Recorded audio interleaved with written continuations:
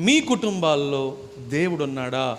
ప్రభు ఉన్నాడా? మీ కుటుంబంలో దేవునికి ఇచ్చే స్థానం ఏంటి? ఈరోజు ఎన్ని కుటుంబాల్లో కుటుంబ ప్రార్థన జరుగుతుందండి? ఈరోజు ఎన్ని కుటుంబాల్లో కుటుంబ ప్రార్థన జరుగుతుంది? చాలా కుటుంబాల్లో లేదండి. చాలా కుటుంబాల్లో లేదు. ఏమనంటే నేను ప్రార్థన చేసుకుంటానండి, ఆవిడ ప్రార్థన చేసుకుంటుంది అంటారు. ఓకే, నీ ప్రార్థన నీది, ఆవిడ ప్రార్థన అయింది. మరి మీరిద్దరు కలిసి కుటుంబంతో బిడ్డలతో కలిసి ప్రార్థన చేసుకునేది ఎప్పుడు?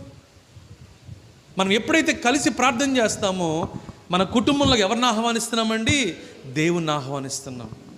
హల్లెలూయ.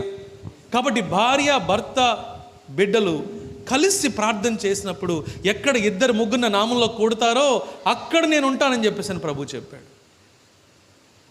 మీ కుటుంబంలో ప్రభువుకి స్థానం ఇవ్వండి. మీ కుటుంబాన్ని ప్రభువుకి తెరవండి.